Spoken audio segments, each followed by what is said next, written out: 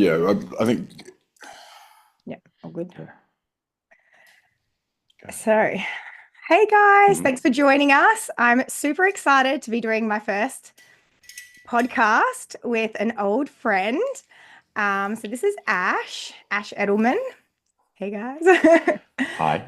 So you literally, this is just going to be us catching up after how many years? Like over a decade or longer? Yeah, like I think I think like it's like 13 30. years. Yeah, so it's been a long time. And Hmm. yeah, so everyone just gets to be with us while we catch up and find out how Ash has gone from army, pro IFBB bodybuilder, stripper Yeah. for one of the magic mics, and then now Yeah. monk to be, going to Yep. monasteries and on a major like healing journey and into self-development and spirituality, I feel is what I'm picking up. So, Yeah. oh my God, can we just go back to 13 years ago and can you just literally take me on a journey to like what's brought you here and all the highs, the lows, and what's put you on this path? I mean, Jesus. I think what 13 years ago, living in Yeah. Brisbane, Hmm. we were. I mean, all of us were just really finding our feet, weren't we? Like we Yeah, were really just. We were still just kids in a sense. totally. Um, Yeah. like to be fair, I think there was a movie that we all watched. What the bleep? Hmm. There was that movie there, and that was like one of my first things that I ever saw, which kind of showed me there was more to life than kind of just going through life and just thinking that we were just on autopilot the entire time. Because that's what it Yeah. was. Yeah. I used to think of the army as college. Yeah. I was, how many days a week could I get drunk? Where could I party? What silly stuff could I Yeah. do? Yeah. It's like looking for the That's what I used outlet, isn't it? Yeah. it was. And even that, like the army was a choice that I made because it was like a last option. Hmm. So it was like I didn't really know what I was going to do. After you guys left, after we parted ways, I Hmm. ended up staying in Brisbane for another 2 years, I think it was. Yeah. And again, I kind of tried to call their bluff. I was like, they tried to post me to Darwin. I was like, I'm not going to Darwin. I don't want to do that. Mm-hmm. Um, I then called their bluff, put my discharge in, and they said yes. So I was like, sweet. Got out, went and worked in the mines for a year. So I was Oh, over in wow. Western Australia. Yeah, so I was working on the train lines, which was good. But the roster went from 2-1 to 3-1 to a 4-1. Hmm. And when it went to a 4-1, is I started losing my life. I started like missing out on so much. Didn't Yeah. like it. Yeah. And one of my friends that I met over there suggested move to the UK. He goes, "You're literally like 23, I think I was." And Yeah. he's like, "Move to the UK, do something with your life. Like, just get away from here. Like, there's no point staying here." So I was Yeah. like, "Okay." So I got a visa, um, went traveling, spent all my money, came home. Yeah, you it's so quick um, over there. it was ridiculous. No, no. I think for 3 months, it was only a month. I think I left in September. I Mhm. came back in November. I spent with my mum in Cyprus. So it was like I was there for a month. So I was pretty sober, saving money, all that sort of stuff. And Mhm. then December hit, and I just went hard. Yeah. Like my liver stopped hurting about halfway through December, Oh my God. and I was. I think New Year's. It was New Year's. We were in Edinburgh at Hogmanay, and I managed to drink enough. I think it was a bottle of vodka, a bottle of Cafe Patron, a bottle of champagne, and something else. So I was still the last one standing at the end of the night. Yeah. Don't know how. But then I came back to Australia because I spent all my money, and I was like, that's when my liver started kicking in and giving me a real beating. And I was like, okay, I Hmm. probably shouldn't be doing this anymore. Yeah. Um, Yeah. The body starts yelling at us, that's for sure. oh yeah, that's when I started listening. That's for Hmm. sure. But I got home, mum and dad were like, look, you're wasting an opportunity. We'll pay for your flights if you get a job back in the UK. So I said, okay. All right, so I spoke to my same friend and he got me a job as a stripper. Um, Is that what but your my parents, did your parents reason, know that? mum and dad thought it was security. Yeah, well, Yeah. you probably played the Uh, character, so Oh, literally. So basically, my whole reasoning behind this was I was like, I used to get drunk and naked in the army for free, so I may as well get paid for it. no, makes sense. So that was it. I went over there. I really the security part was kind of correct in Yeah. a sense, but I didn't understand exactly what he meant by security. So the guy that he connected me with was actually a dealer who was also a stripper. I was also trying to get his stripping agency up and running because he was trying to mimic the Dream Boys, which are up in London. So Mm-hmm. basically, as he was a dealer, he wanted me to go door knocking, which was going around collecting money from people that owed him money. And as soon as I got there and found that out, I'm like, that's not happening. I'm sorry, I'm not doing that. Yeah. Anyway, promised me this life of you're going to have, like my birthday was coming up. He goes, we all the girls, you're going to have all these private dances for you, massive parties. You're going to be making so much money. In 3-4 months, I made about 350 quid, which is $700. Mm-hmm. Yeah. And one of those was for a stag do or a bucks party that was literally, I was leaving a show and I went, as we came out, the stag do came in and they said, can you dance on the buck? And I was like, yeah, sure, why not? So there was no money there. But thankfully, he'd also, because he was ex-military, he got me a job working as a defense contractor in the military. Mm-hmm. So with that, we traveled to Germany. We used to do some things with SAS. So we had some money coming in. It was good. Yeah. But all in this, I was still living on a couch at his parents' house. Okay. I was going to say, how were you supporting yourself? I honestly, when I first moved to the UK, I had £300 to my name. Yeah, wow. When I went stuck it out. I knew I had at 23 years old. I knew I had no other option. I'm 23 once. I've got to do something. I'm here. This is an amazing opportunity. And if I'm honest, Australia's amazing, but it never really felt like home for me. Yeah. Like I always felt like just wasn't it. So it was not. The UK felt really good, cold but really good. But I ended up, one of the jobs we'd had, I'd seen this thing. It was a company called Adora Models, and this was based in London. So I said, look, you'd come up for a photo shoot, and we'll see where we go from there to join the agency. So I went to the photo shoot, and these photos were average, but I didn't know at the point in time. And what they said was it ended up costing me £600 for the photos, which shouldn't have happened. Oh my God. Yeah, mum and dad paid for those photos. Yeah, sure. End up finding out the agency. Read the fine print. Didn't do that. Unfortunately, they saw a very eager young 23-year-old who wants to make something with his life.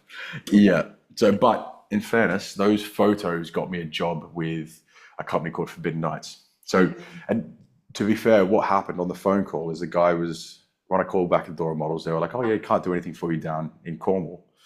So I was like, okay, let's go follow my dream. Let's go to London. So I stayed on a mate's couch in London. And at the same time as I was like, I do stripping down here. Let me see if I can work for another company as a host. So I reached out to a company called Forbidden Nights and told them I was a fire performer, told them I'd done like what I wanted to do. And they said, look, come in and check out the show. So I'd gone to London, was staying on my friend's couch, and Adora Models were ignoring me. So I was like, whatever, I'm just going to focus on these guys. So I went down, saw the show, and I remember sitting outside of Victoria Station. Now, outside of Victoria Station, across the road used to be a club called Pasha. That doesn't exist anymore, but that's where the boys started. That's where they used to be.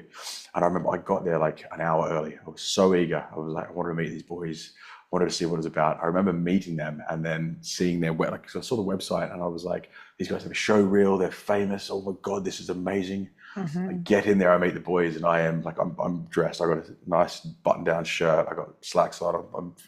I feel like really proper to be there. And I met the boys, and I was just like fanboying over them hard. And at the end, they said, like at the end of the show, so the Forbidden Night show was they had a stage set up. They had a rig, which was a raining stage, and so they could do a routine called like Raining Men. But they actually danced in the rain at the end, so that set them apart from everyone else. So cool, yeah. It was pretty sweet. But basically, at the end, they were like, "Look, ladies, it's Ash's birthday. Who thinks he should strip?"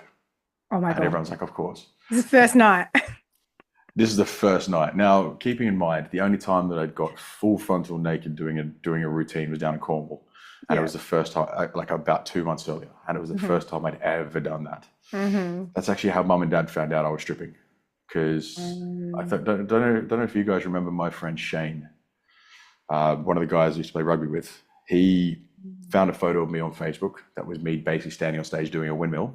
And tagged me on Facebook. Oh, and mum, shit. yeah.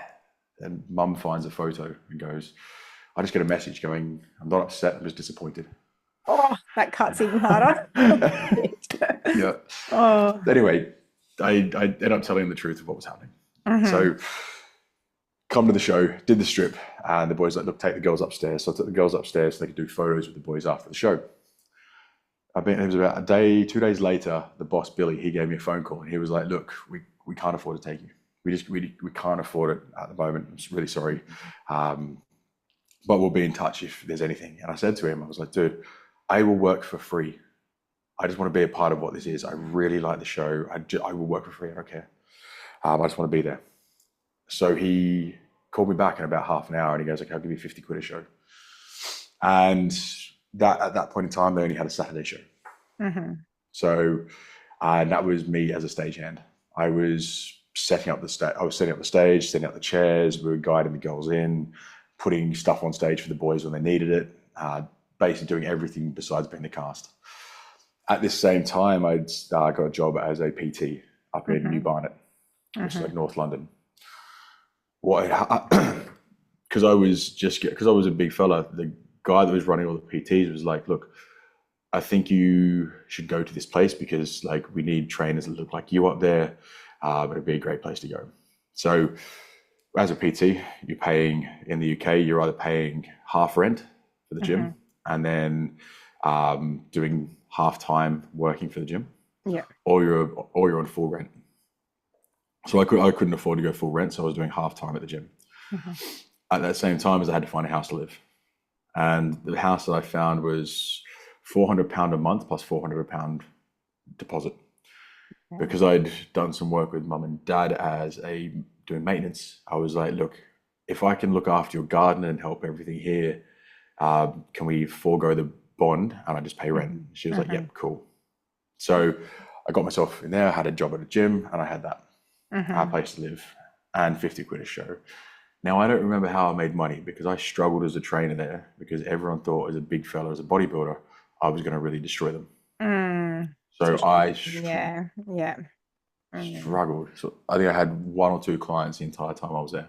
Do they not want to train hard there? Is that why? No, it's because it was this real suburban area. Okay. And like bodybuilding was picking up, but it was like, because I was like the big tattooed, muscly looking guy, it's like, I don't want to, it's a bit intimidating. Yeah. So no matter how nice I was, no matter how much I got on with everyone, no matter how much I did all the things that they told you as the trainer, go through, talk to everyone, all this. And you're pretty friendly too. Yeah.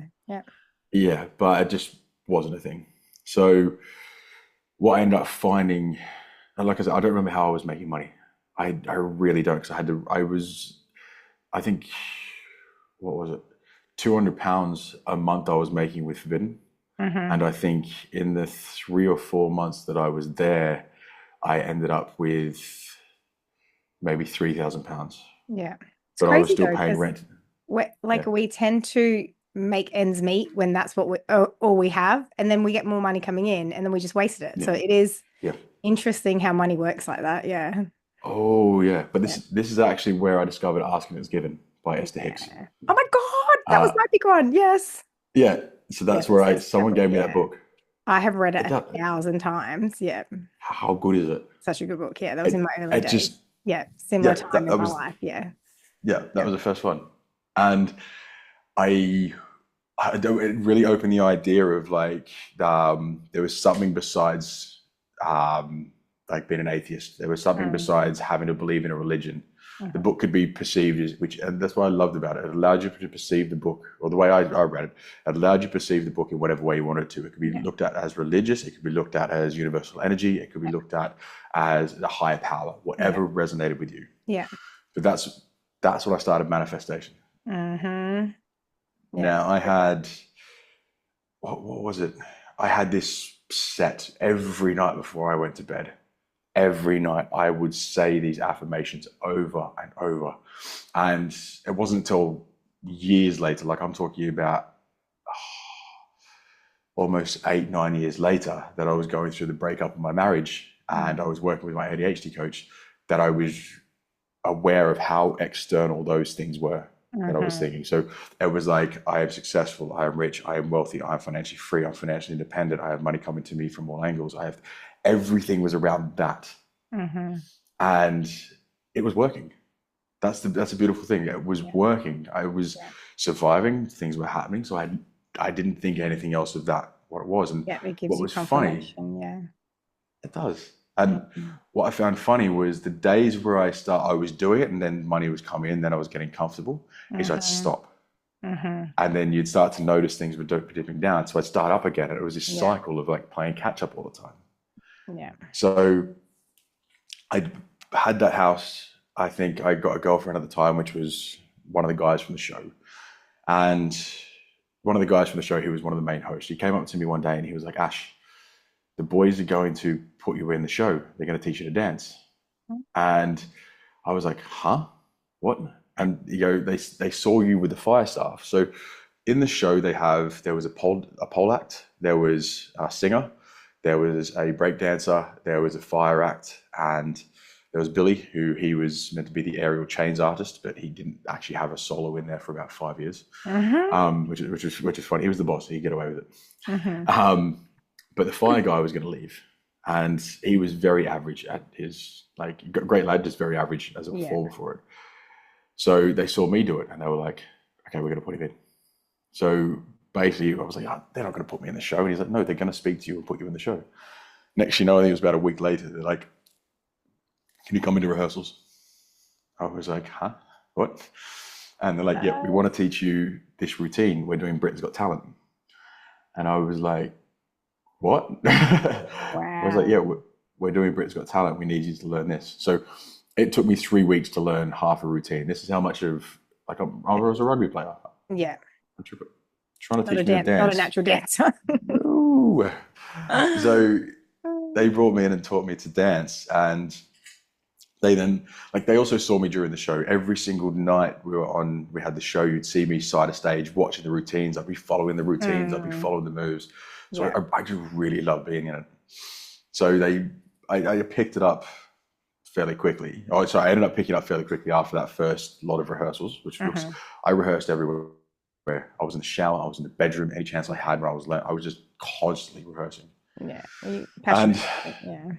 Exactly. It was just because what I found was being on stage, I found a place where I felt so comfortable. Like, it was the adrenaline rush of being there, but it was also like, not even from an egotistical side of things. It was just like, you can see the smile that you bring to these people's faces. So I used to look at, as a stripper, as a male stripper, I used to look at it as a thing of like, we're in the business of changing lives. Now, the reason I say that is we'd get people that would, especially with Forbidden, people would message the pages, they'd message us privately, all these things on Instagram saying, thank you so much for making me feel whole, making me feel seen. I enjoyed my night myself like that in a very long time. I went home and made love to my husband for the first time in so long. It rekindled my marriage, all these sorts of things, just from coming to the show and just being treated with respect. Yeah, and having fun, letting their hair down, and it would be so much fun. Yeah. Yeah. So I used to think we were in the business of changing lives, which involved taking our clothes off for money. Yeah. Anyway. I like it. Yeah, that was good. Put a positive spin on it. Positive spin on it. Well, that's your intention, so that's what makes it, what it is. Yeah. Exactly. But I think at this same time in the gym that I was working at, one of the guys that he owned a fruit shop, a juice shop, and he goes, "You should do bodybuilding. You've got a really good physique." So at the same time, he became my first coach, and we did the up to 90 kilo bodybuilding with UK BFF. Yeah. Now, this was the first time I jumped on a proper steroid cycle. It was really interesting because all the male PTs dabbled in it, because a lot of them in the army were dabbled in it. Did they? No, I don't know. I know. Yeah. I know commandos and special forces. Yeah. Yeah. Okay. I think once I'd left the army, my cousin had got me into it, and I'd done one cycle before, but I had no idea what I was doing. Okay. Yeah. So when I got to the UK, he was like, let's get you on a cycle. So all of us, all the male PTs jumped on a cycle. It was really funny because I remember one day there was one of the girls that worked with us, she walked in, and it was almost just like all of our testosterone synced at one moment, and you just saw all of us Girl. like meerkats. There's like Yeah. Primitive it, animals. it, the Before primitive women. side came exactly. Yeah, yeah. So that happened, and it was like I was like, what the fuck was that? Because all of us were just like on edge. Yeah. Um, but it was interesting because this guy was teaching me about gear. I was learning all these things with bodybuilding, and Mm, that's where I started learning the mental aspect of bodybuilding, how mm, difficult it is getting to the last 3 weeks, 2 weeks, going through peak week. yeah. Like I watched one of my friends who did the show with me. I think he got to start of peak weeks 7 days out, and for 3 days he went quiet. Just He wasn't didn't. coping. Yeah. No, he Yeah. struggled. He nearly pulled out. Oh my God, and being Because that close. Yeah. It's the yeah, super testing. Yeah. was it you've done? How many shows did you do? Well, my first show was in 2008. Wow, go This on, is girl. before like it was a proper fitness bikini category. So they hadn't even established the female categories properly yet. And Yeah, so then I like the first time I did it, I never really weight trained properly. And then I yeah, revisited the stage. I think before I met you, I had done a show yeah, yeah. and then properly got in at around 2012-ish around then. And then Right. yeah, like it's IMBA, ICN, and then went on to do IFBB in that as well. Yeah. So Yeah. How'd you find I it? yeah, well, I competed for 6 years around that block. So when I Yeah, really got into it, it was like 6 years every season going international, yeah, like nationals and that. So it was there was no real off season, which was silly, but yeah, yeah. then obviously I went over to Arnold's in Spain and I don't know, I pushed it too hard that was kind of the end. But I'm sure we'll go into that more Oh my yeah, yeah, journey yeah. because that play, I think this is just a natural cycle for a lot of people. Like we want to improve Mm, ourselves, and then bodybuilding is just the next thing to improve the vessel, and then that yeah becomes yeah. the next extreme, which has benefits, and then taken too far, obviously. So I'll be interested Exactly. to hear, yeah. So Oh, yeah, how it like unfolded for you. yeah. Look, I after my first show, I did it, and I thought, you know what, this isn't for me. Okay. I Mm, enjoyed it. I was mm, like, this was great, but I didn't enjoy, like, I remember I was eating, I had following my coach to the letter. So I mm. was having 4 different protein types per day. I was following between oats, rice, and sweet potato. I Yeah, was having, it's I was religious with it, but yeah. I got to the point because I was winning. Like it was that I was just Mm, winning my shows. So the mm, more you win, the more you go down that rabbit hole. The more I mhm. became, I missed out on birthdays. I missed out on Yeah, parties. I missed out on just anniversaries. I missed out on everything because it yeah, became my life. very consuming. Yeah. Very consuming. So, Mm, and look, it went hand in hand with performing because mhm, with performing, the thing with Forbidden Nights is we didn't class ourselves as a strip show. It was a male review show because there was no full frontal nudity. It mhm, was a 2 hour theatre show.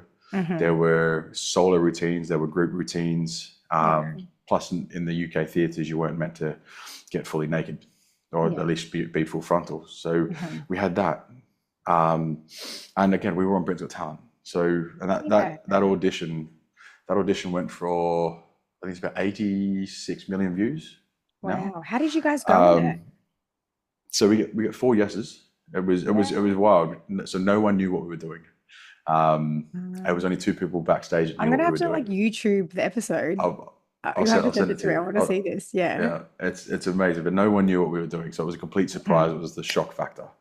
Um, and yeah, we got 4 yeses. It was amazing. But because Britain's Got Talent is a show, as a Mhm. business, is if you go through to the next round, whatever is created for Britain's Got Talent in those following episodes is property of Britain's Got Talent.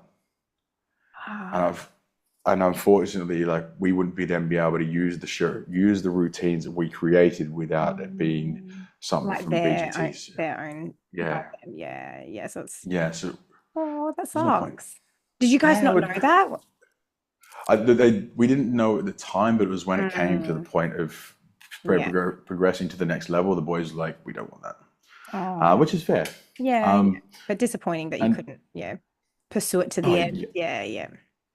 well, you look at what they're doing now. Like, I think this year and last year, Billy's taken the show. They've done Romania's Got Talent, Italy's Got Talent, Canada's Got Talent. Mm. They've been going around and they've been touring all of the Northern Hemisphere, basically doing the talent shows.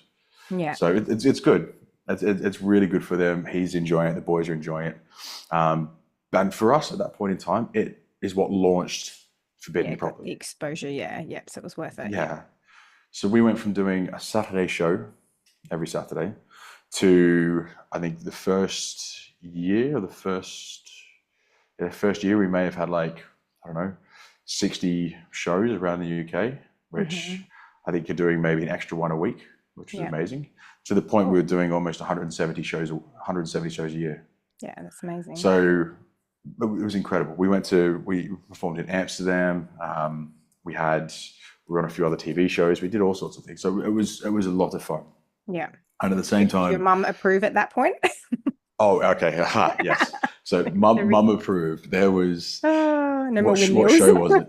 No more windmills. Okay, so it was the PCA British Championships. Yeah. And basically a week before this routine had happened, a week before, actually, I'm going to tell this part first. So basically I was psychotic. I was basically still performing the night before a bodybuilding show. I wasn't resting. I was still performing. That's how dedicated I was. Yeah. Because you had to be off your feet to get your veins out. doing nothing, and I was still winning. So I was like, it's working. I'm doing it. Yeah. Basically, before the show had started, so we used to perform at a place called the Clapham Grand. Now, the Clapham Grand is one of the oldest theatres, nightclubs in London. Like Charlie Chaplin used to perform there. And they have this big screen that comes down, which would have our logo and like show reel on before the show. And basically they called me on stage and they're like, ladies, this is Ozzy. Ozzy's doing a bodybuilding show tomorrow and his parents have sent a video for him to say best of luck. Do you all want to watch it? So next you know, mum and dad come on the screen and I've got tears in my eyes. I've never cried in front of 400 women until that day. God, they would have loved you even more. I exactly that. Oh, he's emotional. It's great. So anyway, mum and dad, I was watching the video and I'm like, that doesn't look like our house. Okay, whatever. So mum and dad were like, we're going to send some Tim Tam. Yeah, we're going to send some Tim Tams for you. Post them over. And I was like, okay, cool. So they brought me back on. Oh yeah. So he started brought me back on stage. I had tears in my eyes, and he was like, "Ladies, who thinks Ozzy should get his Tim Tams right now?" And basically, as they're doing this, the screen's lifting up. Yeah, and mum and dad were behind. So that was amazing. But look, whenever mum has come to a show, every girl there sees his mum, and they get her drunk. So they got my mum trashed. So there's a routine. There was a routine we used to do, which was we used to call it laundrette, and it was that song. As I heard it on the grapevine, da, da, da. It was that song. But what we used to do is we used to jump on some washing machines, and then we used to have a towel around our front, and then put soapy water down our front. So a week before all this happened, that routine was happening, and the boss Billy, his mum was in the crowd. And she was sat in the front row, right in front of him, where we're walking down the stage. His mum sat there, and he goes, "Oz, switch sides with me. I don't want to do this in front of mum." I was like, "No, dude, fuck you. Do it in front of your mum." So he went and did it in front of his mum. The following week, they sit my mum directly in front of me. Payback. Oh, the yeah, karma. and I was like, bro, switch with me. And he goes, nah. So I do this in front of my mum, and then what we do is we throw the soapy water everywhere. As I've thrown the soapy water everywhere, my mum's in the front row going, and I'm like, I can't unsee that. I can't unsee that. So needless to say, she's proud of me now for what I do. Beautiful bonding. I know, it was a moment, that's for sure. Yeah. But look, through all of this, like it was amazing. We had an incredible team for about 2 years. We were like a really solid crew. Yeah. Everything was just working. We were doing between, I think, 2 to 4 shows a week. I was personal training. I found a different gym that I'd worked out. Instead of paying £500 a month and working half the time, I was paying like £300 a month, and I was practically only there 3 days a week, so I could go around and tour. So everything was falling into place. Yeah. I had a relationship that was toxic. We split up. We got back together. It remained toxic, so we split up. My brother lived with me for a little bit. I got to move in with my first coach, and me and him started like properly winning shows together.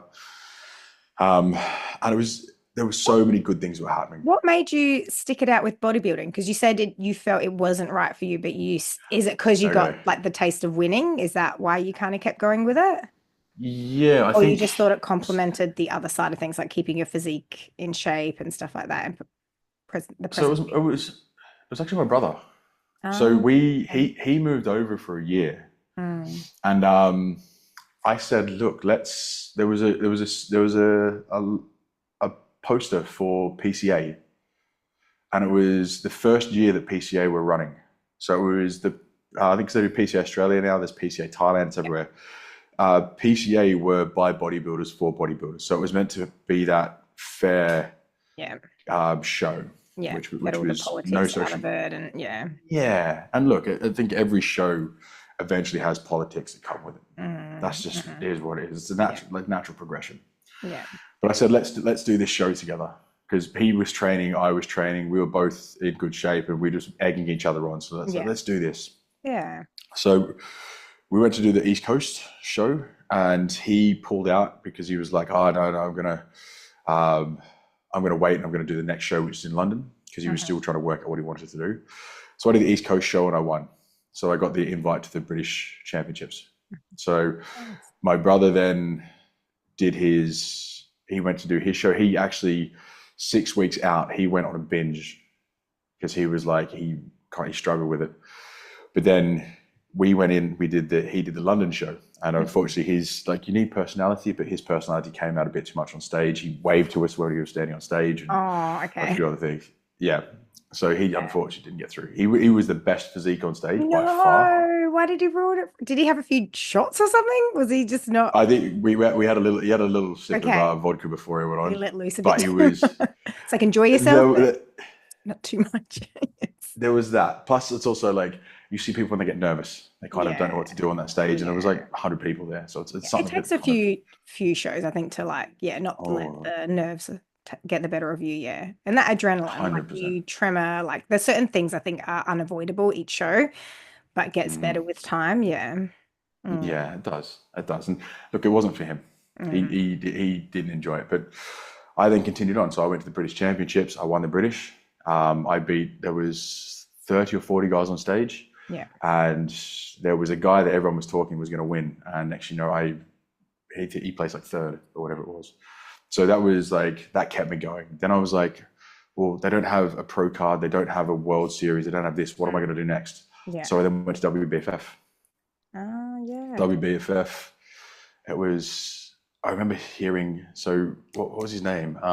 Sean Stafford came on, and he was telling us like about the federation, what to expect, these sorts of things. And then Paul Dillett comes in, and all he said was why they're rich, how they're rich, why it's the best federation in the world. You'll get famous if you look after us, we look after you, and all this. And I remember sitting there going, I paid $300 for this. Yeah. Wow. Why am I here? It's just ridiculous. Anyway, we did the show, and there was about 50 guys doing the show. But like they brought out, before the show had started, they'd brought out cakes, biscuits, things for everyone backstage. Shows. Yeah, it's insane. Yeah. So everyone started eating that. There was a guy who was like 6'7". Why would you do that? Your body's eaten so clean. Like what better way to bloat yourself than like gorging? I don't understand. Exactly. But there was a bloke. He was, I can't remember. He was Eastern European. I looked at him and I was like, "There's not a chance in hell I'm going to beat him." He was scoffing his face. He stood on stage. He was so watery. It was ridiculous. And they get that real barrel belly. Yeah, you've got really good symmetry. I think you've got that really tapered, tiny little waist. So some people can get in the best shape, but if you don't have the structure, like not gonna do as well. Exactly. And you're a good performer, so. Thank you. So, but I at the end of that, I won. I came first. I got my pro card with it, and I was like, Yeah. this is amazing. I was speaking to, at the time, I think it was AJ Ellison. He held the world title in muscle model. And I was chatting with him and he was like, please tell me you're not kind of, are you coming to the show? And I was like, oh, I'm thinking about it. And he was like, you're the only person that I'm actually worried about stepping Oh, on stage next to. And there I you was go. like, Yeah. I'm there. amazing. Yeah. But actually I ended up pulling out. I didn't do the show because I think I'd got back with that toxic ex and there was a lot of things that I was going through, trying to work out what I was going to do. I wanted to take a year off. And during that year off, like I was drinking a lot. I was doing something. I was just being silly. So once I split up from her, I then moved over to South London and I was like, okay, let's get back on stage. Let's do this. And PCA had actually said to me, look, if you come back to PCA, we'll put you in the pro show and there's a good chance you'll get your pro card. So we stepped on and did the PCA Super Series, which was at Body Power. And I remember same thing. They were talking about a guy called Mokhtar. He was an Irish guy, black guy, like a wild genetics, really cool guy. And I remember looking at him and I was like, oh my God, yeah, his physique is just wow. Anyway, he placed first, I got second. And it was amazing because I was standing on there with the pros. I was the only amateur on that stage. Yeah. And Finally had some competition. Exactly. It was I great. feel like if you keep winning, it's kind of like, where do you go? So sometimes I think it's good to not win because you want to go harder. You don't get complacent. Yeah. 100%. I think the good thing is we had a show in Ireland. So he was from Dublin. So we had a show in Ireland and he hooked me and the boys up with access to the gym that he trains at. And it was good. I got to meet his coach and his coach was like, it's really nice to see athletes that are humble to not win, but can actually congratulate that other person, do all that. Because it's good sport. Yeah. Yeah. And this was at the stage where like UK bodybuilding, it was very arrogant. It was very much, I'm the best. It was, you'd see it. And I was just like, it's not nice to be a part of. It doesn't look good on stage. You see it on stage. Like you can see when someone's like being a bad sport about not winning and just, it looks bad. And judges remember it's not good. Yeah. No, it's not. And I remember thinking like, it was good. It was nice to know that I was considered one of those athletes. But then at that point in time as well, I just started dating my ex-wife. And was this that relationship, the on and off again relationship? Did you guys? No. So this one, we'd ended that other relationship, which was good. We got back together. We got back together once. I left that because I was like, I was actually engaged. What was always difficult with that one was I kind of got to the point where I was going, people used to talk about sacrifices in marriage. And some people are unhappy in marriage and all these sorts of things. Now her dad was very well off. And like, when I say well off, he was going for some business where what it was going to be, or how much he was expected to make. He was like, Ash, basically, you're going to have a Bentley. I'm going to say, dude, your Bentley looks dirty. Let me get you another one. Like that's the kind of stupid money that he was going to be having. And I was then making these sacrifices for feeling unhappy to then sacrificing for money, thinking, it's all right. You can cry yourself to sleep in a Bentley. And I remember her and her mum had come up behind me one day up to the top bedroom and were like, when are you going to ask Dad if you can propose? I was like, huh? Oh, shit. And basically, it's almost getting frog marched downstairs, sitting in front of the dad, and her and her mum standing behind her dad, watching me as I asked her dad for hand. You got pressured into doing it. It wasn't just ready. Jesus Christ. Yeah. Okay. Yeah. So then he was like, are you sure you want to do this? And I kind of looked up, saw those girls, and I was like, yeah, I'm sure. Anyway. Like too scared to say no. I was way too scared to say no. Look, this was a cycle that I realized within myself at a very later stage of what I was doing. And it took only till last year for me to properly acknowledge that cycle, because obviously the cycle repeats, doesn't it? Yeah. I managed to get out of that. I caught them in a massive lie, and I was like, cool, I'm not here for this. I'm out. I'm done. Yeah. Anyways, then my ex-wife actually was one of my best friends that I'd known from years beforehand, and I just wanted a friendship back. I didn't know I'd expect it to go the way it did, but here we are. And that marriage became my biggest lesson. It became something where I I was supported. We were both performers. We both worked in the kink industry. So as well as performing stripping, we used to perform at sex parties. We used to be killing kittens. There was all these things that we used to do together, and we were very well known within the community. I was still bodybuilding at this point in time as well. So after the Super Series, about 6 months later, I think was the World Series, and I won the World Series, and became the only PCA Pro World Muscle Model Champion, because they then got rid of the category. Oh, so you get to own that title forever. That's me. So we had that, but then we started going through all these different, like there were so many difficulties that were popping up within the marriage that I was making excuses for. I was ignoring. Did you get married really quickly? Is that what happened? No, we were, because I know you've known each other, but yeah, yes and no. So it was more of a thing. I was trying to get my visa sorted for the UK, and because I'd been there for 6 years, I think it was. But they didn't recognize the first 2 years because it was on a youth mobility scheme visa. Okay. So even though I'd been paying tax, I'd been living there, they didn't recognize it. So I couldn't then get an extension, and things couldn't happen. No, sorry, I couldn't get my full residency because I'd been there for 6 years. So after 5 years, you should get your residency. But because I had the first 2 years didn't count technically, I'd only been there for 4. Okay. So it was difficult. Anyway, we'd kind of gone, well, we're like best friends. We're going to get married at some point. Let's do this. Yeah. So basically, I think I proposed a year later in Thailand. And then it was from Thailand I had to leave the country. The lawyer told us so this was about 2018, 2019, I think it was. The lawyer had told us, it was the end of 2018. So yeah, the lawyer told us, you can leave the country. We can sort your visa out whilst you're in a different country, and we can get you back in. So we went in, we enjoyed our time in Thailand. We partied, we got to travel, we did all sorts. And at this point in time, I was doing OnlyFans as well. So OnlyFans was bringing in about $2,500 US a month, as well as doing online coaching. Money. Exactly. I need to do a foot page.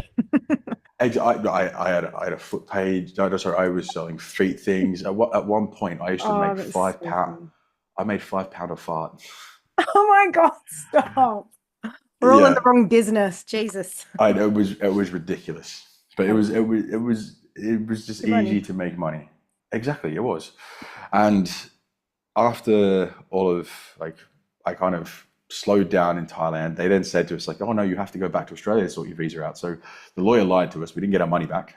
We'd gone through all of this bullshit, and then I got sent back to Australia. I then paid for fast track. I was like, I want to get my fast track visa. I want to be back there sooner rather than later. But they messed it up, and it took my ex to call them up on week 11, bawling her eyes out to say, why won't you tell us what is wrong? Yeah. Because if it got to week 12, I would have had to restart the whole thing. Oh, that's shit. Yeah. And all it was I had to pay £200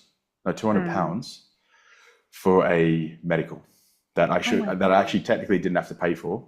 Yeah. For the visa that I applied for, I didn't have to pay for it. But it's almost like someone just grabbed my application and put it in the wrong. Yeah, not communicated properly. Yeah. So it's frustrating. I paid it and my visa was approved in about 2 hours. Yeah. So what did the show keep going without you over there, or? Yeah. So they brought in someone. They brought in someone else for me, and they took over whilst I was away, which was good. And it was difficult, like watching the boys still performing, me not being a part of it. Yeah. And because I went through a heavy stage of depression, because I was whilst I was in Australia, there were signs. Me and my ex had an argument where we didn't talk for we were arguing for 3 days. I didn't eat for a week properly. So I lost about 10 kilos in about 3 weeks. There were a lot of signs there, but obviously I was a bit blinded to those. Yeah. But also I was taking the stress from the visa issues. This is where I discovered Joe Dispenza. This is where I started trying different avenues to be able to see how I can better myself Yeah. in this moment, Yeah. because I was struggling hard. Um, Do you feel we like that was then meant to happen then in a way? Was that kind of planting everything, seeds for, everything. yeah, yeah, yeah. I don't believe in coincidences. No. I believe everything happens as and when it should, Yeah. and every experience we're having is Mhm. happening to us, no matter whether it's good or bad. Yeah. It's happening to us because we're here. Like, have you heard of the law of one? Yes. Oh, heavily. Fucking love the law of one. Amazing, Yes. cool. Right. So Yeah. I went really, yeah, really deep into that for a while. Yeah. amazing. Okay, yeah, yeah. So Yeah. a lot of it's that we're literally a collective consciousness that's literally here to grow, I've tried to to connect with evolve. Ra with my pendulum. Really, I went has a it bit worked? crazy. Yeah, yeah. I can be an Did it work? extrovert. Uh, Did it work though? yeah, like I would get some like answers and that. And I would Yeah, do these because I did like a lot of quantum healing stuff as well, like yeah, quantum hypnosis, yeah, and you would just bring them in and yeah, you would just yeah. get kind of like downloads and channels and yeah, it was interesting. Amazing, Yeah. Yeah. amazing, amazing. Okay, so we share the Yeah. same view then. Yeah. It's that we're all here to learn from the experience, and no matter what we learn, like, have you heard of you've heard of Kabbalah? No. So Oh, Kabbalah's like it's that's like the Jewish mysticism of, it's one of the early forms of religion. okay. Yeah. Um, and it's a part of your human design. So like human design is Yeah. made up of Kabbalah, the I Ching, Yes, I have heard of it. chakras. Yeah. Yeah. Yeah, yeah, yeah. Yeah. Yeah. So it's that talks about tikkun. Tikkun's been the things that we come into this lifetime with, that we need to learn to grow to be able to remove this lifetime's tikkun before we Yeah. gain Yeah. next tikkun in the next life. So we're here to learn. We're here to grow. We've had thousands of lives already. We're going to have thousands of lives again. The Mhm. universe is going to shut. It's going to expand, and we're going to start the whole cycle again. Like Yeah. it's just we're here to learn. So everything I've gone through now, in hindsight, you go, okay, cool. It's all for a reason. Now I can look at things and go, okay, I can now see things as they're happening. What is the lesson in that thing, instead of waiting for hindsight to kick in? Yeah. I think Yeah. that's the beautiful thing about the journey, is you Yeah. have to be very present and go through the shit to then be objective and then look at it all and Yeah. go, okay, cool, I see it all. Yeah. So I went Especially, through all that. yeah, especially if we Um, don't want to keep repeating it. It is like it's finding the lessons in it. And yeah, even then, it's like I feel like there's so many levels to healing those parts of ourselves because you can see it, like accept it, love it, but then it might still repeat in some way. So there's sort of the like different kind of layers of like integrating and healing it until it's fully 100 alchemized. Yeah. 100%. And it's never, you may suffer in a relationship for the first time, but then it may not be a relationship that cycle shows up in the Yeah. next time, Can be in a different which is, character.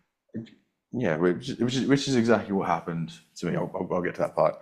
But anyway, look, through that marriage, she was an incredible woman. She'd been through a lot. She had a childhood I wouldn't wish upon anyone.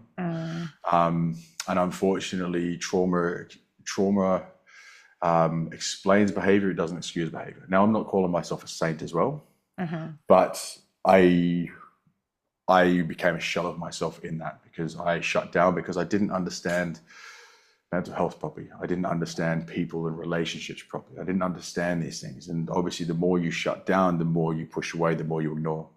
Yeah. So And you can I easily became take very, it personally as well, thinking it's something you've done rather than understanding it's their own internal protective mechanisms and that. Yeah. Yeah. That's 100%. hard. And look, Yeah. an incredibly intelligent person as well, where as that very easy to manipulate. And when you have someone who is narcissistic, they will be able to they will be able to control the other people around them, because they can read that energy. And again, I had no idea about any of this stuff. So I was very asleep to a lot of it. Now, look, a lot of this came up during COVID. Once COVID happened, we lost performing, we lost entertainment, we lost everything. We couldn't do anything. I literally stopped performing. Even I had to fight to try to get any sort of help over in the UK. They were telling me I'd have to fly back to Australia, and I was like, that's definitely not happening. Through that, we discovered plant medicines. So we started doing ayahuasca, a lot more mushrooms. I found breath work. Started discovering all these little things, but also because people were getting paid money by the government, they didn't want to do anything. I couldn't sit there. So I was trying to learn different tricks and things to help us get through COVID, because it sucked. We then bought a business over in Thailand, and it cost us about £2,000 because Thailand wouldn't let you in there if you didn't have a business. So we like, let's escape, let's get the fuck out. So we went to Thailand. There was a lot more growth points through difficult moments in the relationship there. I got a job in Egypt, personal training, an Egyptian billionaire. I was a glorified babysitter. It was so hard. There was one comment that he made one day, which was, so he had a 2-year-old boy. And basically on the news, so we were training in his private gym, and on the news came on something about an NFL player that came out as gay. And then that different story came on, then his 2-year-old came in and he was like, Daddy, and I started playing with his son. And his son left and turned around and looked at me and he goes, you see this bullshit they put on TV? If my son had come in here, he could have turned out gay. And I looked at him and I was just like, wow, that's so narrow. I don't think that's how it happens. Yeah. My youngest brother's gay. He's one of my best friends, and he's an incredible human. And he's like, what does your father think about this? I was like, my parents are very accepting. And he goes, you and your father need to spend some time in the slums so you can understand what it's like to be a real man and understand. So the day he told me that he wasn't hiring me again, I was like, oh yeah, wow, very rigid, in their thinking. Very rigid, very rigid. But look, thankfully, I was able to get myself replaced with a friend of mine. So he's now working for him. He's making good money. He's been able to get himself out of debt. So I was able to help a friend at the same time, which is good. And look, through all of this is where I started prepping for my first. I'd done a show with IFBB. So the first show I did with IFBB, my posing came from PCA, came from WBFF. A lot of arm movements, a lot of moving, a lot of this. Yeah. IFBB is not that. No. So no matter how good your physique is, you can't pose, you're not going to win. So that was the second time I placed second. We then went out to, that was just the first competition after COVID. I was then going to do another competition later that year in Poland. And that was organized through my sponsor, Crazy Walk. Basically, I think we'd gone out to COVID was still, we were going into another lockdown. I'd then kind of gone out to St. Lucia. We'd gone to holiday, and me and my ex had got into an argument. So I was 6 days out from a show here. As we were there, everyone knew whilst I was there that I'm tracking my food. We're sitting at this 5-star restaurant and I'm literally with scales tracking my food. I'm not doing anything extreme. I'm looking after myself. I'm not drinking. I'm not doing any of that. Everyone was like well behind what I was doing. We got into an argument because she was like, you're not being any fun. You're not doing anything. And you just focused on yourself. And I was like, fuck you. Okay, let's go wakeboarding. Yeah, but that's what she signed up for. Like, she knew that was a part of your life. Like, yeah. Yeah, but unfortunately, it's, again, you start to learn the traits of people and certain personalities, and you see that they don't see that. Yeah, they don't see that. And I went into myself further into my bodybuilding because I was unhappy in my relationship. Yeah. So it was, look, you've got two negatives fighting against each other. Yeah. You're basically just going like that. Yeah. So I said, fuck it, let's go wakeboarding. As I'm going out to the back of the boat, one of the guys from the gym goes, "Oh, don't hurt yourself. You have a show in 6 days." No, stop. As soon as the boat takes off, I try to strong arm myself out of the water. The board goes under and my lat pops. Because when you got no fat, there's no cushion and protective around your muscles and your joints, and you're really injury prone. Nothing. Oh. Look, the day before I'd gone wakeboarding, the guy was really gentle with the boat. I got up, I stood up, it was great. So I figured I would be able to do it again. Yeah. Anyway, my lat pops and it is a fucking loud snap. I end up, I got out of the thing. All I could say for about 2 hours was, I fucked it. That's all I could say. I was like, I fucked it. It was on repeat. Thankfully, we had the physio that was there. So this is a 5-star resort we were staying at. The physio we had, she used to be the physio for the French rugby team. So that French rugby team, like she was obviously very good at what she did. So she helped bring the bruising down. I had another lady there. She was an energy healer. So she gave me some stones that I kept on my wrist, and I had them strapped to my wrist. And I basically sat there and attempted to meditate by saying, Doing some I Joe hope I haven't Dispenza. fucked it. Exactly. Visualize it, Exactly. build. Everything.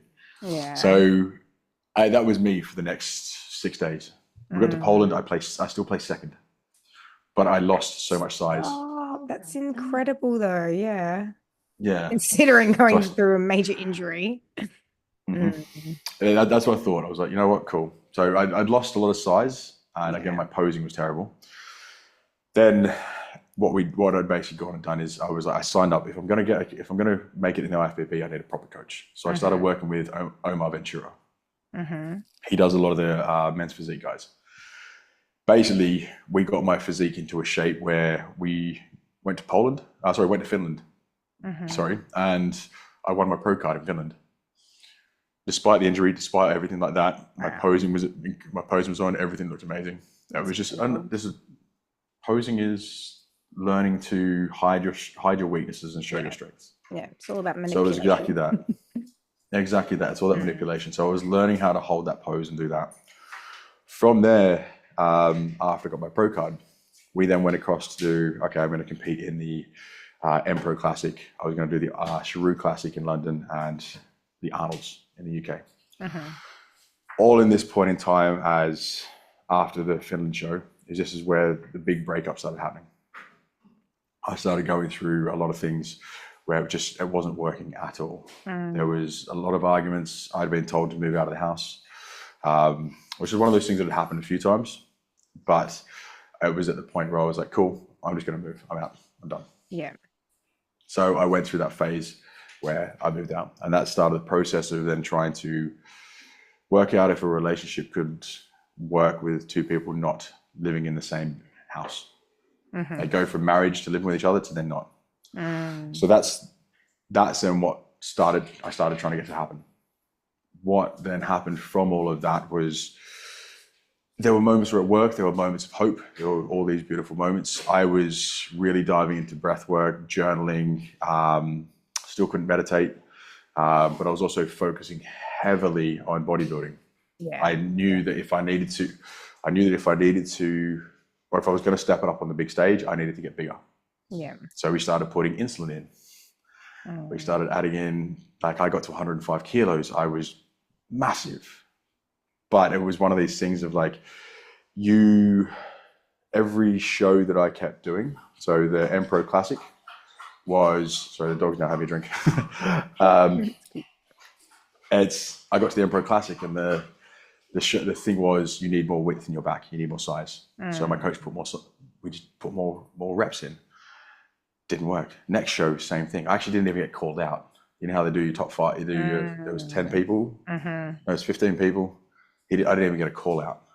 And I was going through a breakup. I was in a very dark place. I didn't get called out on stage. My brain just went, what's wrong with you? What's wrong with you? Your physique shit. Yeah. I went down a really dark hole, even on that stage. You're trying, you know those moments, I don't know if you've had this. You're standing on a stage in front of people. You're there and you've got an incredible physique. You've put so much time into this. You haven't been called out. You have a smile on your face, but every single bit inside you has just crumbled. I'm dying. Yeah. Yeah. Yeah. And I think so, because you didn't have like a foundation outside of that, you know what I mean? When other areas of your life aren't stable, you're kind of like putting all your eggs in that basket of like, that's your thing you're channeling into. And when then that feels like it's failing you, it's just the vices you've been using aren't working anymore. Like, yeah. It's exactly that. And it was difficult. And all of this, all during this time, as well as I'd been diagnosed with ADHD. So I was like, I was working through all of those questions that I'd been asking myself. There were all these moments of just like, okay, how do I, obviously with ADHD, you get RSD, which is rejection sensitivity dysphoria. So if you get rejected, you feel that 10 times worse. All these things started happening. And the show, I'd only just got a show, but they had a London show and they then started a Brighton show. And the Brighton show was all right, but it was very average. And So I was trying to keep a passion alive for performing. I was trying to run an online coaching business that was failing very slowly because the relationship issues were then stemming into how I was showing up with my clients. Yeah. Bodybuilding wasn't taking it. It was just everything was slowly crumbling around me. Yeah. And I think even that, I think I did that for the Sharu Classic. It was then 6 weeks later was the Arnold's. So the UK Arnold's. If I hadn't signed the contract, I wouldn't have done it. But I'd signed the contract, and if I didn't turn up, it was $1,000 fine. Yeah, fine, shit. Yeah. But your heart So wasn't like, anymore. Yeah. No. So I switched coach 3 weeks out. And his first question was, do you want us top 3 or do you want top 10? So I was like, look, I know I'm not going to place. I know the guys I'm stepping on stage with. Top 10. Let's go for that. So again, I dropped 10 kilos in about 2.5 weeks. And I got to the point I was paper thin. Looked incredible. Lean, yeah. It was. But you could see in my back pose, it was almost like my lat was that. Oh, so it's never went back to normal after the shit. No. Surgery would have been, what is it, 75% chance it would have worked. Yeah. So many things that would have happened. To put yourself through that, yeah. It's not worth it. So, and at that point in time, that's when I'd properly moved out. I tried to get back in with my ex, and I was like, this isn't working. I'd left. And then I was that 2 weeks where I got a new coach. I was just moving house. There were so many things that were going on that were just, I don't know how I was getting through. I don't know how I was getting through. My coaching business went from earning almost £10,000 a month down to about 5. The show I was doing was still only once a week, so it was only about 125 quid a week. So I dumped back into OnlyFans. OnlyFans and started pulling in money again. That got me to a point where I was comfortable. But it was a lifestyle that could not be continued because look, it's a slippery slope, especially as a male in the industry. Yeah, when it starts becoming conflicting with who you want to be and who you are. And it does. It's a very toxic industry, and I see a lot of my friends that I started with. I watch the things that they put on social media now because that's where you have to promote. I look at that and I'm just like, there's no judgment. There's definitely no judgment at all, but there's also no way back. Yeah. There's just no way back. So I feel I got out of it at the right time. But with all of this, I then realized I can't live in the UK anymore. What used to be home for 10 years was no longer home.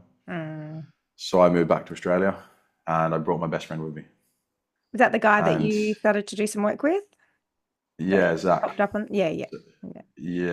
So me and him, we both got a job with Magic Men. Oh. So we both started working with Magic Men, and look, it was amazing. But what they were doing was they promised us the kind of lifestyle that the Melbourne boys live.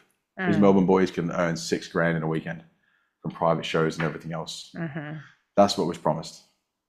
They put us in. We went to Brisbane because that was going to be close to home. That was obviously what we knew.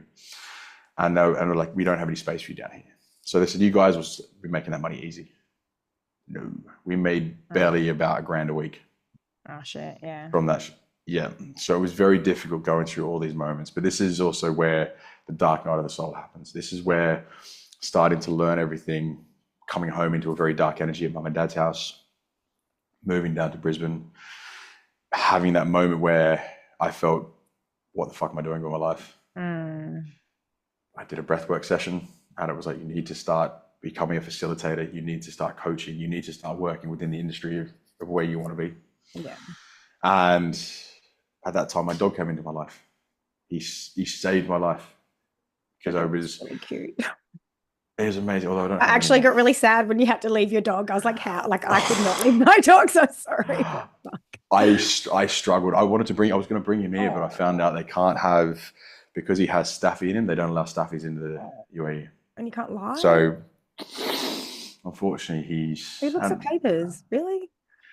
yeah, they unfortunately they do. They're very strict here. Yeah, yeah. So unfortunately, I couldn't have him, which sucked. But I think the beautiful thing was this whole journey. It took me to Perth, where I met a spiritual community. This also put me onto the cycle again, where I went into a friendship with someone who was basically like my ex, who actually knew my ex. I did? But it was huh? No, he did. Sorry. Oh, he did. No, no. Sorry. Yeah, No. He did. He knew my ex. That's how me and him originally met. And it was just, I was on that cycle again. And then even after that one, I was then on another cycle. Which and you start to caught see me it off pretty guard. clearly. Hey, yeah. Once it repeats that many times, yeah. You're I like, think there has to be something. Why are you the common denominator in there's a moment in time exactly, where we have to look at ourselves. exactly. And Yeah. that came when I was at the monastery.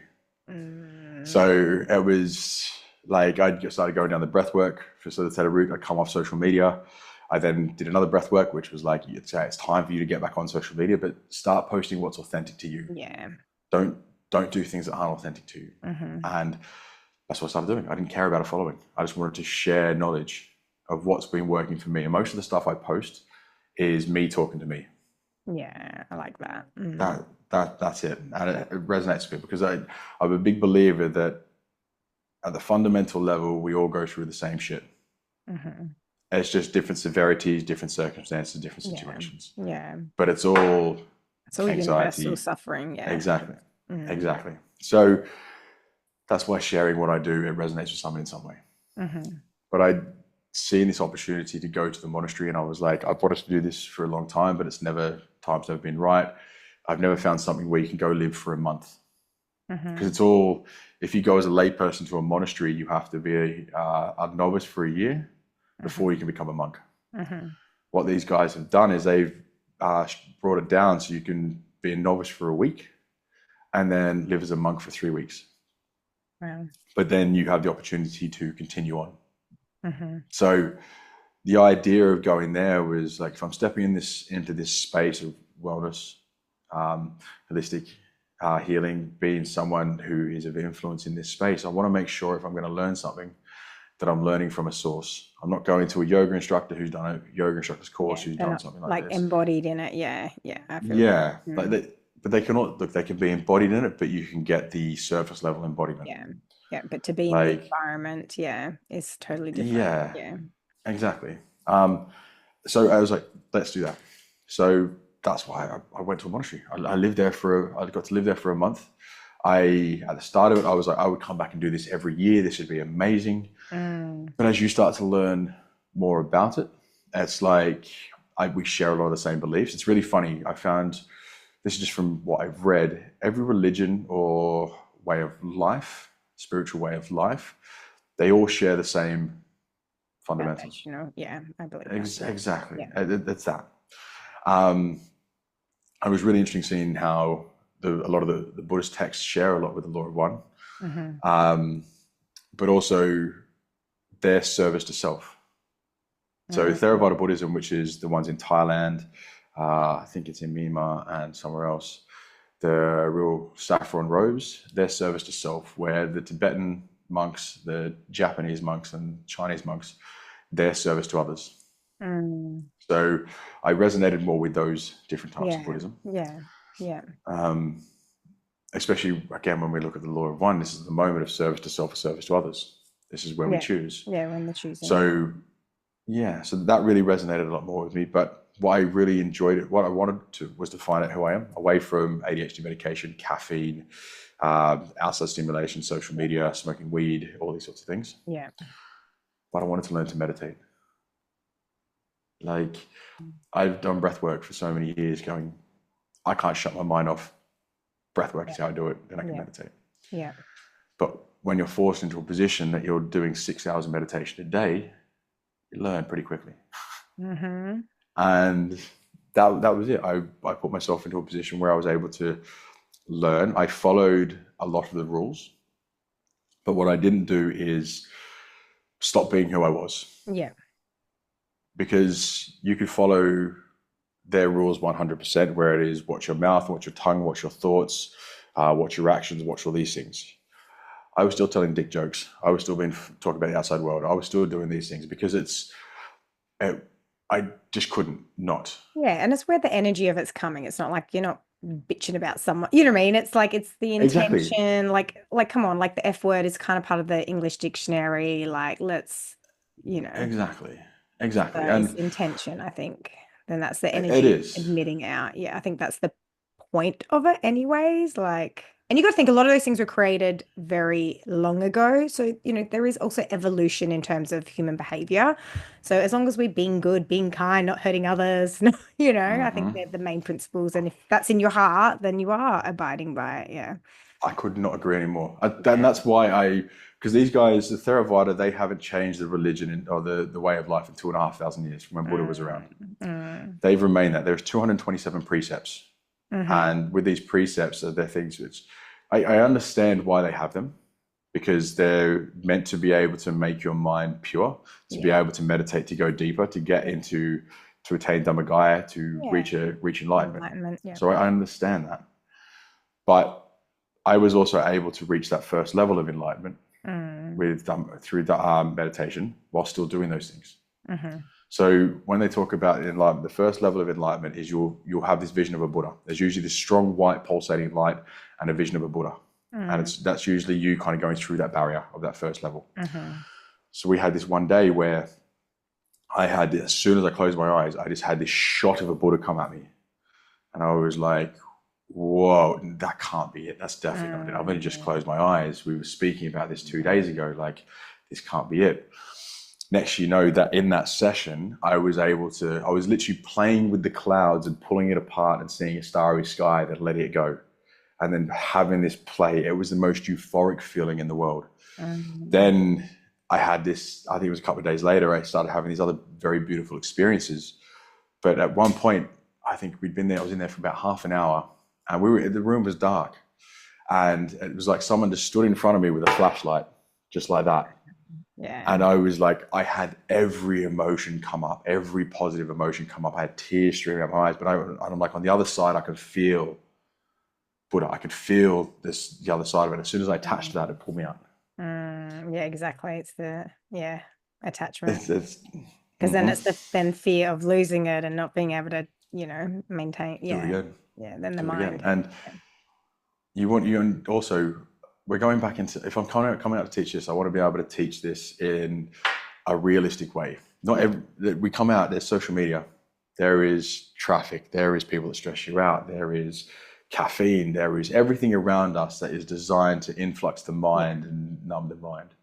So I wanted to be able to see if I could do these things whilst living a certain way, while still being a certain way of who I am, and still see if I could attain these sort of moments. Mm-hmm. Now that I can. It's been, since I've come out, it's more of a challenge because there is so much more influx. You're not in a forest in the middle of Chiang Mai Yeah. with no outside stimulation, so it's a lot more work, Mm-hmm. but it still can be done. Yeah. So that's the big reason about why now I'm wanting to teach meditation, working with men's circles, working with breath work, working as a personal development and mindset coach, Yeah. because these are things that I want to be able to help share with the world and help people grow. I consider myself the bridge between people that have been asleep Mm-hmm. to them understanding a whole different side to them, Yeah. and that's by sharing the content through relatability. But yeah, that's kind of where we are. How did you find your ADHD symptoms after that? um, After the meditation, Yeah, well, after being like having that 1 month, you know, blocking out a lot of yeah, overstimulation, like how did you find just behaviorally, like in the early days? Obviously, I know sometimes once the stimulation comes back, the old habit patterns of the mind return. Yeah, yeah, very calm. yeah, Very calm. I'd sit down yeah, and I'd meditate for an hour, and an hour would float by. yeah. I went through so much stress when I went. There was so much things back in Australia designed to stress me out Mm, when I went back mhm, that didn't even touch the sides. yeah. Like there Are was you so much taking, sorting out. were you still No, taking medication after you just completely come off? You're just managing it lifestyle came wise, yeah. straight off. Do you think some of it Yeah, as well was just creating a bit more dopamine sensitivity again as well? Like a little bit of the dopamine resistant yeah. Well, desensitizing? Yeah. I think at the moment there's a bit more. Like my caffeine intake is back up at the moment, and Yeah. because one thing I have noticed since stepping back into a lot more, especially here in Dubai, it can be very overstimulated. Mm, One thing that I have noticed is my dopamine has dropped a lot. So mm, I'm napping. I love a nap, but I mm. feel like I'm napping a bit more. Okay. Yeah. So the caffeine intake has gone back up. But also, there's a few things happening around here at the moment which are um, needing to be that have been addressed but need to be sorted, Okay. and a few other things. So there's other factors at play at the moment, Yeah. and So a I'm few I'm, open I'm very tabs that need to be getting clear. Yeah. exactly Yeah. And they just play. exactly Yeah. yeah, Yeah. and so I'm very aware of all that at the moment, and Mm, this is another big thing that I learned. So I was teaching one of my clients yesterday, who she's been going through a hell of a time at the moment. She read the book, The Untethered Soul by Michael R. yeah. Singer. Yeah. So she My read sister got me that, onto that book. and That's a good book. Yeah. Mm. what about, have you run the Surrender Experiment? Is that by what's his name who does the energy consciousness scale thing? No, no, Uh, it's by Michael R. Singer again. oh, So okay, he had, yeah. Do you know I'm pretty sure I've got the audiobook. I just because I have so do many it, audiobooks going at once, I'll have to revisit. Yeah. do it. The Surrender Experiment, incredible book, All right, I'll have a look because it sounds absolutely really incredible. familiar. Yeah. All right, I'll Yeah. definitely So check I that. got her onto those books, and she had a moment where she then started to pay attention to the roommate in her head. Mm-hmm. And as she paid attention to the roommate in her head, it's just everything started to become a bit more difficult. Mm, And it was one of those moments where I said to her, I was like, the biggest thing we need to learn in these moments is being kind to ourselves in the moments where we're struggling. yeah. Because there's so much of this hustle culture, which is basically men don't cry. You need to move through this. You need to hurry up and get through this to get to the other Mm, side. Just be happy. All mm, these things. We don't allow ourselves to be kind to ourselves. yeah. So it's like when I went through my divorce, there were days where I'd basically get up, I'd do my morning routine, I'd go for a walk, I'd do breath work, I'd stretch, I'd then go to walk out the door and I'd fall in my bed and stay there for 2 days. Yeah. That's all the But more. it's okay. Yeah. Yeah. Exactly. And You need it's you honoring need that that. day of Yeah. exactly. So being able to work through something like that with her was very it's it's something that is for maybe for you and me who have been Mm. through these, who worked through this. It's something that comes so simple. Yeah, and it's so rewarding, but I feel like we don't go through these sufferings if it's not for a calling to help others. Yeah. It's like it gives Exactly. it purpose for sure. Yeah. Exactly. And I feel the strongest people are giving the toughest lessons. Yeah. I think we asked for them But before we came here, that's for sure. it's Yeah. a contract we sign, isn't it? And Yeah. it's like, this is what I'm going to face. This is what's going to happen. Yeah. And, but unfortunately, people just don't have the right support around them to then go, okay, I am the tough one. I can get through this, Yeah. because what's on the other side is going to be a lot better. But that then comes down to perspective. It then comes down Yeah. to so many other factors.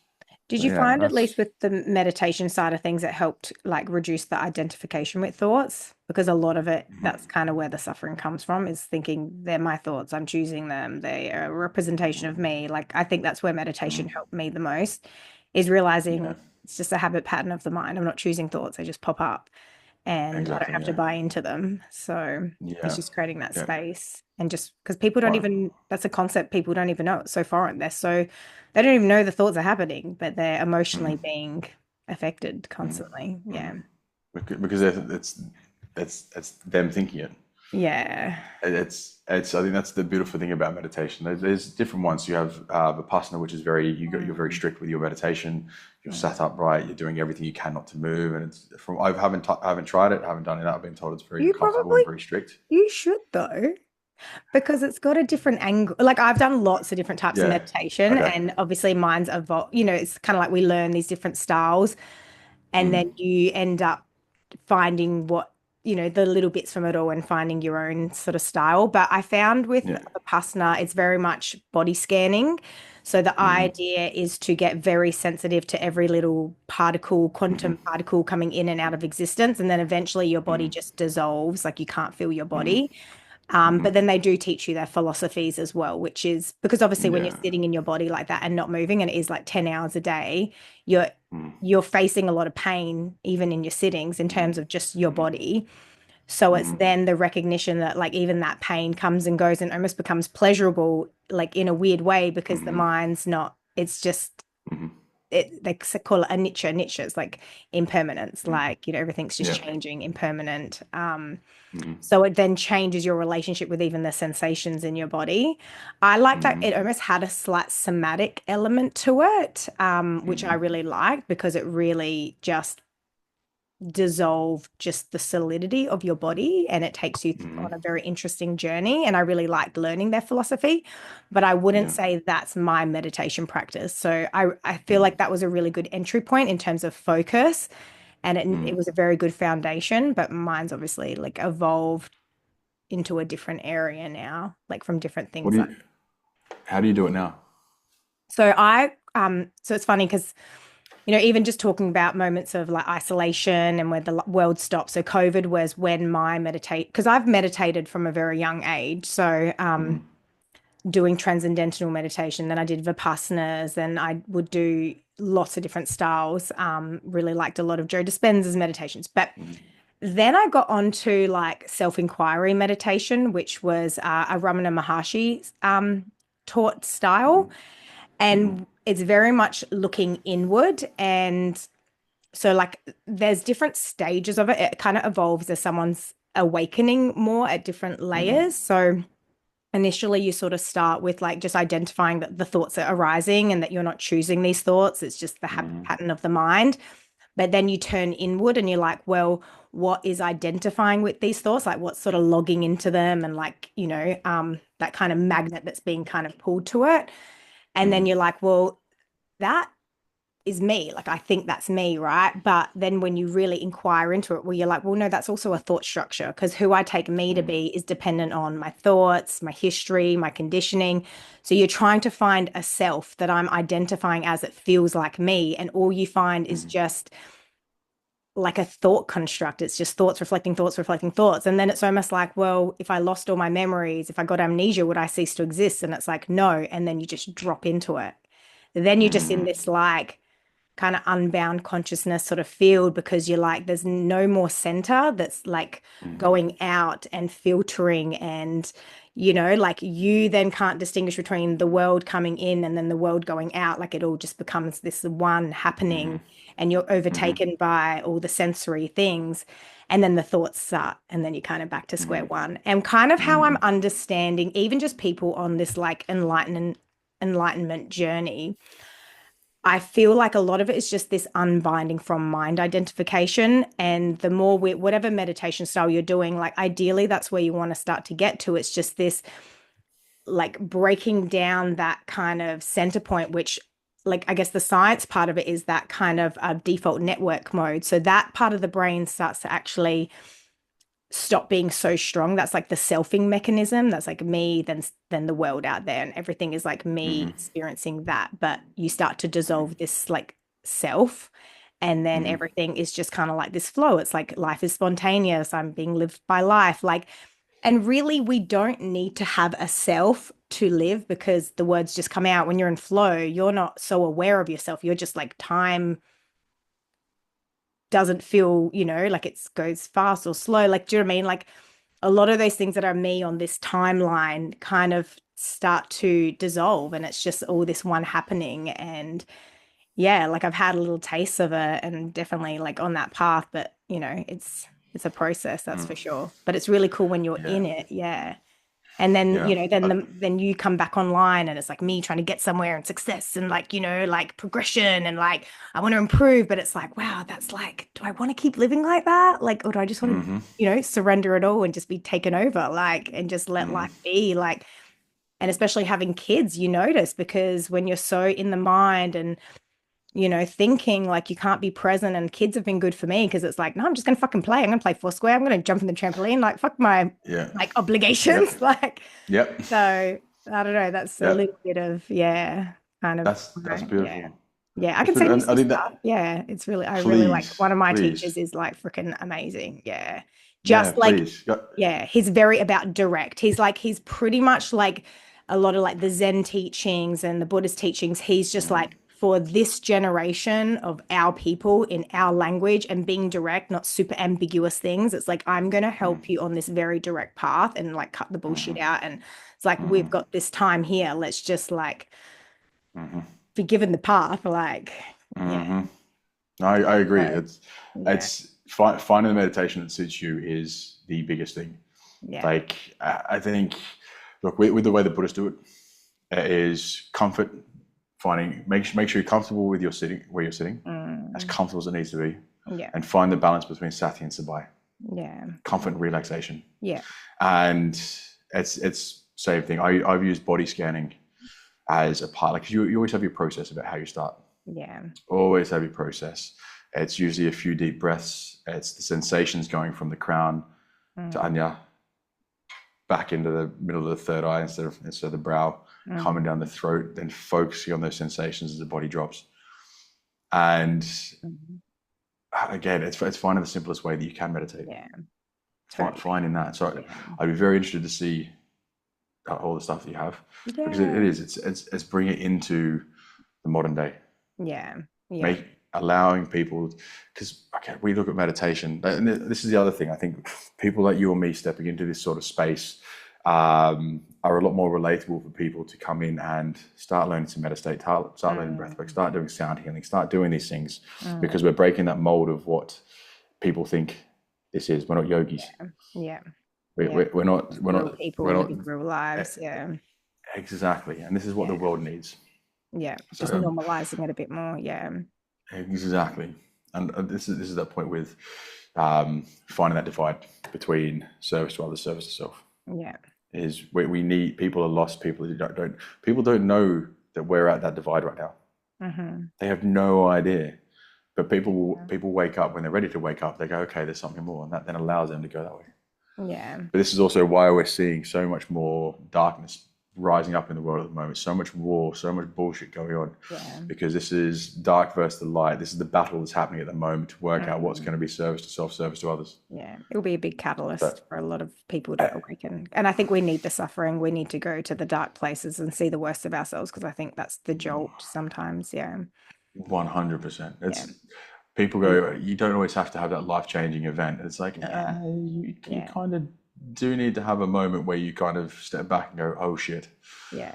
And I think like the material aspects of it, like I think it's good, say people like us who have like pursued bodybuilding, like have wanted to acquire more things, or go up on the ladder, like it's almost like we needed to exhaust those things to just realize happiness isn't there. Otherwise it would always be the next. I'll be happy when I'm richer and I'm more successful and I've got a better body. But it's like we almost have to sometimes chase it to the end to exhaust it, to actually realize like, hey, my happiness doesn't lie here. Like if anything, I'm actually more miserable. And sometimes that is some people's journey. Like they just have to exhaust those paths to come to that point themselves. Yeah. 100%. Did you find happiness with your meditation? Oh, just inner peace that's like nothing else could bring that. Yeah. I think like I have a world inside me that I can retreat to all the time. It comes with me everywhere. Like to me, that is the most important place. Like, and that makes me show up and enjoy this, but be very stable inside. Yeah. And not be sort of shaken too much, or, things, just not giving things too much importance in a way that it can take that peace away. Yeah. It's like that feels more real than what the eyes see. Yeah. And you don't need anything external to make you happy. They're good. Because we're all chasing a feeling anyways. Like find it in yourself. Like stop attaching it to, stop waiting till you get that to then give yourself permission to feel like that. Like you want the feeling, like go to the source of it. Like 100%. But again, people don't do that. It's so much easier to turn and go, once I go on this holiday, once I have that car, once I have this person, once I do all that. I've seen it. Yeah. It is. And it's difficult it's difficult when you are so conditioned to start making that shift. Yeah. That's what I think. I've seen some beautiful ones with relationships recently where it's talking about having that person to make you happy. It's like, no. You're with that person because you love how they make you feel about yourself. Yeah. That's conditional what you're chasing. Love anyways. If you're attaching your happiness to them, that's conditional love, not unconditional. Like let them be. Like, and just enjoy them as they are. Like, and if you don't, there's no expectation.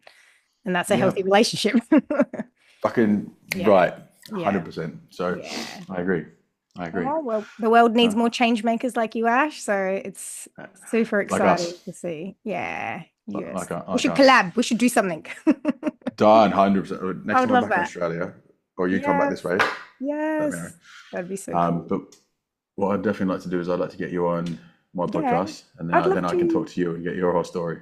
I can take you through my biography since 22. Yes, please, please. It might not Thank be you. as risque, extreme. There'll be no Yeah, look, videos. That's for there's sure. no, that's that. To be funny, that photo keeps popping up as Oh, well. I I'm gonna know. stalk it. Every now and again, someone sends it to me. Oh, so funny. I know.